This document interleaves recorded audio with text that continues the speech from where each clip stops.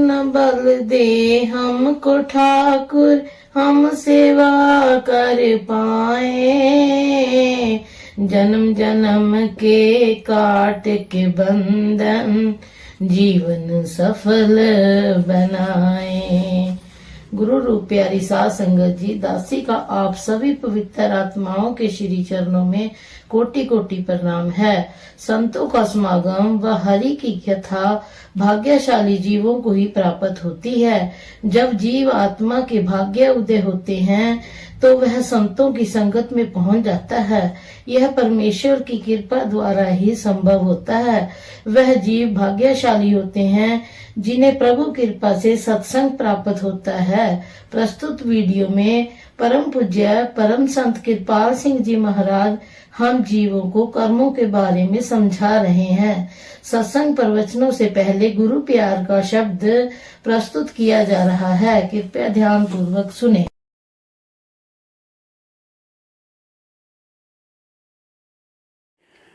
मैं न माणी दा करी ख्याल वे,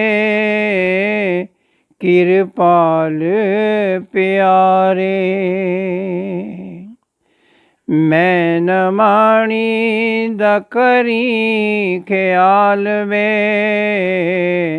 कृपाल प्यारे।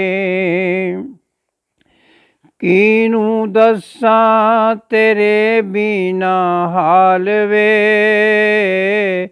कृपाल प्यारे। मैं न माणी दा करी ख्याल वे, जदों दा पिया तेरा विछोड़ा,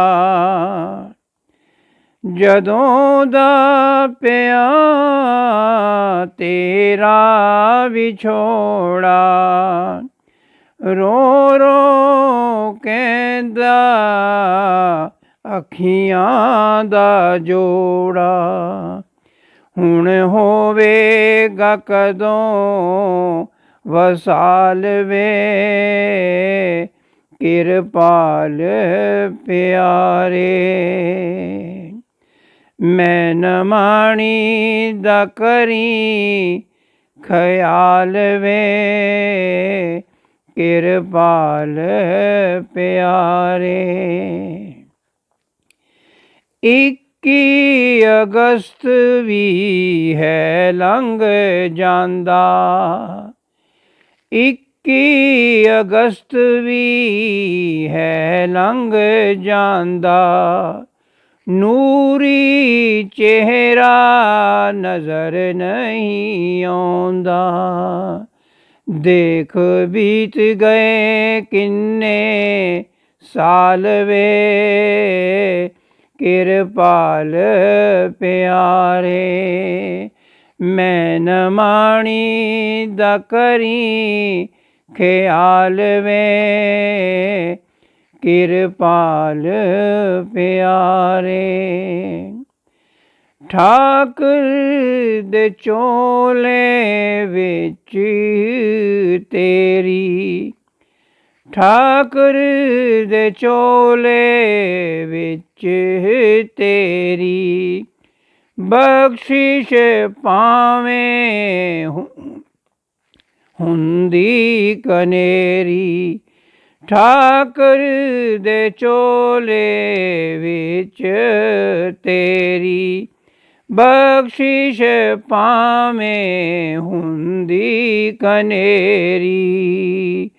पिछा छड्डदा ना फिर भी काल वे, कृपाल प्यारे। मैं न माणी दा करी ख्याल वे, कृपाल प्यारे। अखियां तो ओले ना होए नजारा, अखियां तो ओले ना होए नजारा। करदा है अर्जी तब सम विचारा। जिंद डोल दी होई संभाल वे किरपाल प्यारे। मैं न माणी दा करी ख्याल वे किरपाल प्यारे। मैं न माणी दा करी ख्याल वे किरपाल प्यारे।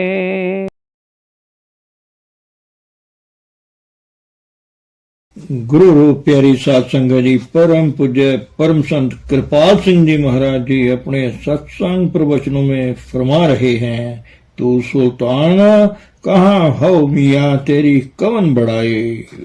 वह यह सब कुछ भी है, कुछ और भी है जिसको हमने अभी समझा नहीं। वह झलकियां देता है, अपने जीवों को आप चिताता है और किसी किसी को इस चीज का पूर्ण अनुभव करा देता है। ये उसकी बख्शिश है, उसका नमूना हो नहीं सकता। बाहु साहब कहते हैं कि इस जिस्म के जितने रोम हैं इतनी आंखें बन जाएं और उतनी ही जवानों से फिर उसकी तारीफ करो, बल्कि एक एक रोम की 100 आंखें बन जाएं फिर भी बयान नहीं हो सकता। ऐसी हस्तियां आया करती हैं दुनिया में, कभी कभी अपना रंग दे जाती हैं, जिन पर उनकी नजरें प्रेम की दृष्टि पड़ती है बेड़ा पार हो जाता है। तो मेरे निवेदन करने का मतलब है, कई पुरुष होते हैं, एक महापुरुष ऐसे होते हैं, एक सतपुरुष होते हैं, वह जन्म मरण में नहीं होता। जन्म मरण दुहो माना ही जब पर उपकारी आए, पर उपकार की खातिर आते हैं, जो परमात्मा से बिछड़े हुए हैं उससे मिलाते हैं। कैसे मिलाते हैं? हर कोई किसी को कपड़े का दान देता है, रुपए का दान देता है, हर तरह से देता है, मगर अपनी जान का दान नहीं। वह महापुरुष क्या करते हैं? जिया दान दे भक्ति लान हर्षों लैन मिलाए। उनकी जान क्या है? वर्ड मेड फ्लैश, शब्द जो सदे हो गया है, गुर में आप समोए शब्द वर्ताया, वह उसकी जान है। शब्द वर्ताया, वह अपनी जान देता है। तो जो शब्द सदे होगा वही उसके अंतर भी बैठा है, प्रकट कर सकेगा। बात तो यही है, वह हरेक से काम लेगा। महापुरुष आए किस जमाने में वह आते रहे, ये बात खास समझने वाली है। महापुरुष आए दुनिया में समय समय पर, जो उनसे मिले, क्योंकि वह परमात्मा उनके अंतर प्रकट होता है। तो सब में पर उसमें प्रकट है, वह प्रकट हुआ परमात्मा ही दूसरों को भी उसके साथ जोड़ सकता है। जिसका दीवा जगता है, जगा हुआ दीवा ही दूसरे को भी जगाएगा। ये महापुरुष कभी कभी आया करते हैं, जो जो उनसे मिलते हैं उनका सिलसिला बन जाता है। जब वह शरीर छोड़ जाते हैं, उस तालीम को ताजा रखने के लिए ये हमारे स्कूल कॉलेज समाज जो बने हैं, ये बड़े नोबल पर्पस से बनाए जाते हैं। तो आमिल अनुभवी लोग जब तक रहे, काम बनता रहा। जब आमिल लोगों की कमी हो जाती है, लकीर की फकीर हो जाती है, लोग उनको समझने का यत्न करते हैं। उदाहरण दे देकर, बाहर नमूने बना बनाकर, जब आमिल लोग नहीं रहते, लकीर की फकीरी रह जाती है। ये same good old custom corrupts itself, वही चीज जो एक ऊंचे उद्देश्य से बनाई गई थी दूषित हो जाती है। समाजें जो बड़े नोबल पर्पस उच्च उद्देश्य से बनाई गई थी, they result in stagnation and stagnation results in deterioration. उनमें रुकाव आ जाता है, गतिरोध हो जाता है, जिससे गिरावट आ जाती है। फिर महापुरुष आते हैं, अरे भाइयों तुम भूल में जा रहे हो, ये जितनी समाजें नजर आती हैं नोबल पर्पस बड़े उच्च उद्देश्य से बनाई गई थी। अनुभवी लोगों की कमी से वही आज हमारे कैद खाने बन गए हैं। वह तुमको इससे आजाद करने के लिए आते हैं, आजादी देने के लिए आते हैं। जो मिसालें, जो नमूने बाहर रीति रिवाज बनाते हैं, जिस भूमि पर वह आधारित हैं उसको समझाते हैं, भाइयों ये बात है, तुम दो नहीं, हम दो नहीं, सब एक हैं, उसी का, प्रभु का अभिव्यक्ति हैं। तो जब से वैतनिक प्रचार शुरू हुआ, हर एक समाज में अधोगति हो गई। वे पूर्ण पुरुष क्या कहते हैं, जब ऐसी तंगदिली, तंग नजरी दुनिया में जोर पकड़ती है तो ऐसे महापुरुष आते हैं। गुरु नानक कबीर साहब उस जमाने में आए जब दो कौमें बड़ी प्रबल थी, तंग नजरी, तंग दिली का नमूना थे। पेश किया कि भाई तुम कौन हो? कहते हैं भाई हम तो सब एक हैं, न हिंदू हैं, न मुसलमान हैं, न सिख हैं, न ईसाई हैं, न बौद्धि हैं, न जैनी हैं। ये तो बाहर लेबल लगाए हैं। आई पंथी सगल जमाती, मन जीते जगजीत। मन हमारे दरमियान खड़ा है, जिस खातिर हम इसमें जा रहे हैं। इस सिलसिले में मन जीते जगजीत। किसी समाज में रहो, बाहर नमूने बनाए थे, जैसे लड़कियां होती हैं ना, छोटी उम्र में ब्याह शादी की रस्में सीखती हैं, गुड्डी गुड्डे बनाकर जब अपनी शादी हो जाती है तो गुड्डी गुड्डे कहाँ जाते हैं? गुड्डी गुड्डे समझने के लिए हैं। अगर असलियत नहीं समझ आई तो लकीर की फकीरी है। इसी का नाम भूल है, इसी का नाम माया है।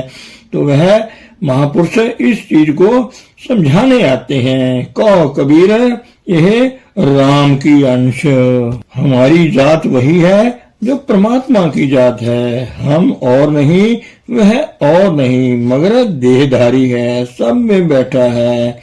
वह कहाँ रहता है? जो घर उसने बनाया है। ये घर किसने बनाया जी? माता के घर में उसने बनाया ना, उसमें खुद बैठा है। मानुष देह सबसे श्रेष्ठ है, हाईएस्ट रंग इन क्रिएशन है। देवी देवता भी उसको, मानुष देह को पाने के लिए तरस रहे हैं। हमारी जात वही है जो परमात्मा की जात है। हम और नहीं, वह और नहीं, मगर देहधारी है, सब में बैठा है। वह प्रभु कहाँ रहता है? जो घर उसने बनाया है। ये घर किसने बनाया है जी? माता के घर में उसने बनाया ना, उसमें खुद बैठा है। मानुष देह सबसे श्रेष्ठ देह है, हाईएस्ट रंग इन क्रिएशन है। देवी देवता भी उसको पाने के लिए तरस रहे हैं, जो हमको मिल चुकी है। इसमें उसको पाना था। जब अनुभवी पुरुष मिल गया तो सीधा दे दिया। आमे लोग महापुरुष, पूर्ण पुरुष क्या करते हैं? मिसालें देते हैं। कई तो डायरेक्ट टॉक, सीधी स्पष्ट बात करते हैं, कई दृष्टांत से समझाते हैं। पैरेबल का मतलब है कि जो लेस डेवलप है, मानसिक तौर पर कम विकसित या मोटी अकड़ के लोग, वह बात समझ जाएं। बात तो इतनी है। डायरेक्ट बात यह है, we are all brothers in God. आत्मा प्रभु की अंश है। वह प्रभु हमारा सबका जीवनाधार है, घट घट में वासी है। उसी को पाना है और मानुष देह में ही पाना है। तो हम क्या कहते हैं? ये उनकी तालीम है जिन्होंने प्रभु को जाना है और लोगों को इस भूल से निकालते हैं। हम बड़ी भारी भूल में जा रहे हैं। हम क्या समझते हैं? तुम कौन हो जी? पहले मैं हिंदू, फिर हिंदुस्तानी, फिर इंसान। पहले कौन? मैं पहले मुसलमान हूँ और फिर मैं पहले ईसाई हूँ और फिर अरे ईसाई हिंदू मुसलमान पीछे बने, पहले इंसान बने, मानस की जात सब एक है पहचान वो। ये बाहरी सिलसिले जितने बने हैं रस्मों और रिवाज पर आधारित हैं। बाहर मंदिर बनाए समझने के लिए, लोगों को गुंबददार शक्ल, इंसानी मॉडल, इंसान के नमूने बनाए, उनमें ज्योति भी रखी, नाद का भी चिन्ह रखा, लाइट एंड साउंड। हम उसकी बड़ी कदर करते हैं, मगर आपको पता है ये नमूना किसका है? ये बताने के लिए कि ये तुम्हारा शरीर है जिसमें गुंबददार शक्ल के ऊपर कलश लगाए हैं और इसमें ज्योति का प्रकाश है, उसका प्रभु का। ज्योति हूँ प्रभु जायदा, और उसमें नाद हो रहा है। नमूना बनाया था समझाने बुझाने के लिए कि ऐसी ज्योति, ऐसा नाद तुम में हो रहा है, मगर आमिल लोगों की कमी से होश नहीं। लोगों को नतीजा क्या है? काजी रुकनुद्दीन ने गुरु नानक साहब से पूछा, तुम फकीर हो, तुमने खुदा का घर देखा है? कहते हैं हाँ देखा है। फिर खुदा के घर का बयान किया है कि उसमें 12 बुर्ज हैं, जोड़ हैं, 3 3 6 हाथ पांव के, और 6 12 उसके 52 किंगुरे हैं, 32 दांत हैं और 20 नाखून हैं। उसमें 2 बारियां खिड़कियां लगी हुई पड़ी हैं, 2 आंखें हैं, उच्चे खासे महल दे, बागा दे खुदा, तो body is the temple of God. ये शरीर हरि मंदिर है जिसमें सच्चे की जोत। ये शरीर में जिसमें हम रह रहे हैं और मानुष देह ही में हम उसको पा सकते हैं। मगर हमने क्या किया? बाहर जो नमूने बने थे इस मानव शरीर के समझाने बुझाने के लिए, वह हमारे पूजा स्थल बन गए, इतने प्यारे हो गए। हमें आप समझते ही हो, कहीं किसी मंदिर का किंगरा उड़ जाए, गिरजे का किंगरा उड़ जाए, मस्जिद का जरा गड़बड़ हो जाए, तो ऐसे हजारों मस्जिद गिरजे मानव शरीर के हम कुर्बान कर देते हैं। अरे भाइयों, ये कहाँ की अक्लमंदी है? खुदा ने ये मानव शरीर रहने को अपना मकान बनाया था, हमने उसको निकालकर बाहर नमूने बना दिए, इसके नमूने उसमें बिठा दिए। तो महापुरुष आते हैं, अरे भाइयों तुम प्रभु की अंश हो, चेतन स्वरूप आत्मा हो, मेरी अंश हो, देहधारी हो, भागों से ये मानुष देह मिली है, इसी में तुम उसको पा सकते हो। सब रस्मों रिवाजों की तह में जो बात है वो पेश करते हैं। गुरु नानक साहब आपको पता है कहाँ कहाँ नहीं गए, तीर्थों पर मंदिरों में गए, बौद्धों से मिले, ब्राह्मणों से मिले, लामाओं से मिले, उत्तर में बैंकॉक और पूर्व में वहां तक गए जहाँ कहते हैं जब वहां मरते थे लोग खुशी करते थे। दक्षिण में संगला द्वीप तक गए, अफगानिस्तान, बलोचिस्तान, ईरान, मक्के, मदीने तक गए, जहां अब भी उनका थड़ा मौजूद है। एक सत्संगी भाई वहां गया, मैंने उससे क्या कहा, भाई वह थड़ा जो बना है वहां उसको पक्का करके आ जाना। यरूशलेम तक गए, तुर्की तक गए और मिस्र तक गए। कहाँ गए? जो धर्मों के मठ बने थे उनमें गए। सिर्फ पेश की जो असल बात है, मुसलमान कौन? जो मोमिन है, जिसे परमात्मा को पाया है। हिंदू कौन? जो ज्योति को पा जाए। सिख दसम गुरु साहब ने साफ कह दिया है, जो खालसा हो, और खालसा कौन है? जिसमें पूर्ण ज्योत जगे। हम सब पूर्ण ज्योति के पुजारी हैं। जागर ज्योत जपे निस्बासर, we are all children of light. उसको पाने के लिए ये मानव देह मिली थी। ये सब रस्म रिवाज पीछे बनाए गए, खास मतलब के लिए बनाए गए।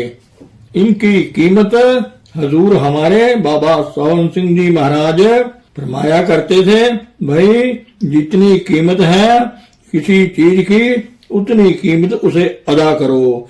सोने को सोना कहो, पीतल को पीतल, लोहे को लोहा कहो, कीमत हरेक की है। और जितने कर्म धर्म बनाए गए थे ये उसके समझाने बुझाने के लिए बनाए गए थे। ये नेक कर्म थे, जमीन की तैयारी के लिए थे। उसमें आना जाना बना रहेगा। आना जाना कब खत्म होगा? जब उसको अंतर में प्रकट कर लोगे।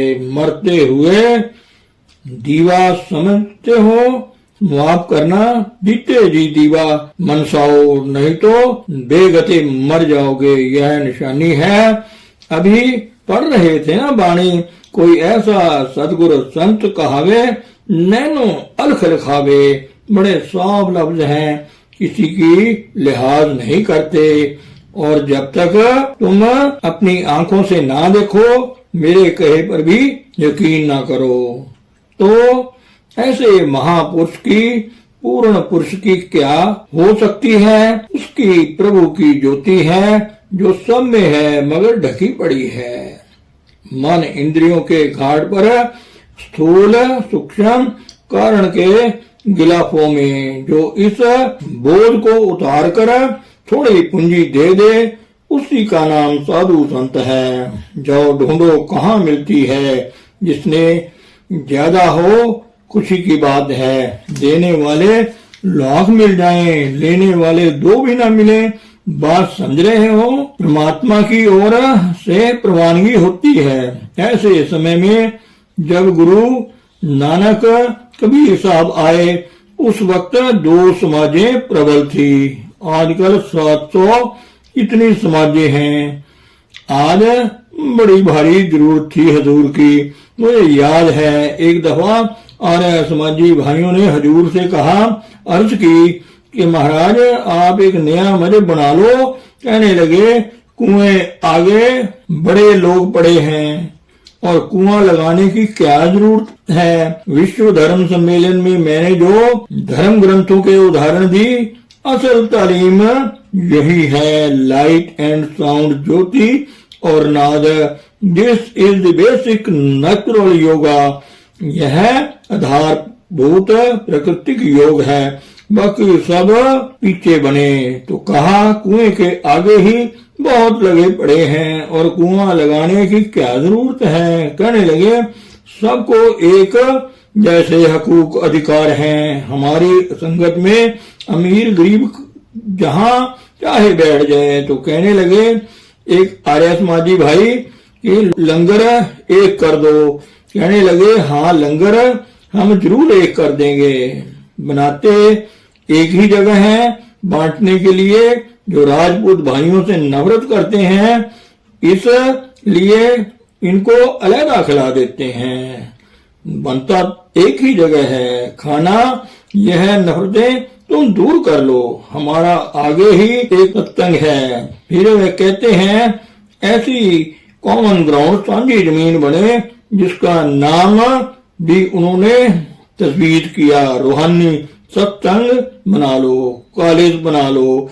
यह उन्हीं की बरकत है सारी।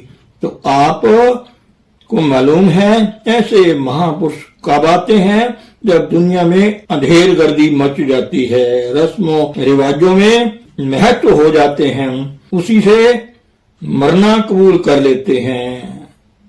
मैं एक बात आपको सुनाऊं। लाहौर का एक वाकया है। एक डॉक्टर राज हरसन थे। वहां उसके साले थे। यह गिरजे में जाया करता था। वहां सुना कि जब तक तुम मरो नहीं तब तक वह मिलता नहीं। अमर जीवन, learn to die so that you begin to live. अब जो प्रीचर्स थे वहां, वो कहते थे मरने ही से प्रभु मिलता है। उस बेचारे ने सुना मरने ही से प्रभु मिलता है। क्या किया उसने, एक गिलास शराब का भर लिया, उसमें अफीम डाल ली और पी गया। हे प्रभु, मैं तेरे पास आ रहा हूँ। ये लकीर की फकीरी है, भूल होती है। हमेशा उपदेशक से अगर समझाने वाले की आंख खुली है तो वह खोलेगा, नहीं तो वह दर पर्दा ही रहेगा। मुझे ये याद है, एक महापुरुष से उनको ऐसा शिष्य मिला, उसने कहा, भाइयों साफ सीधे क्यों नहीं कहते, सत्य ये है और उसके अंतर में है, यह तुम्हारे अंतर में है। वे कहने लगे, बाहर से बहुत से लोग आए हैं, वह गुमराह न हो जाएं, ये बातें करने पर ये बात नहीं। तो हमारे हजूर श्री हजूर बाबा सावन सिंह जी महाराज ने खुल्लम खुल्ला कहा, किसी ऐसे महापुरुष से मिलो जो अंदर जाने वाला हो। ये खजाना सब में है, हिंदू निकाल ले उसका है, सिख मुसलमान ईसाई कोई निकाल ले उसका है।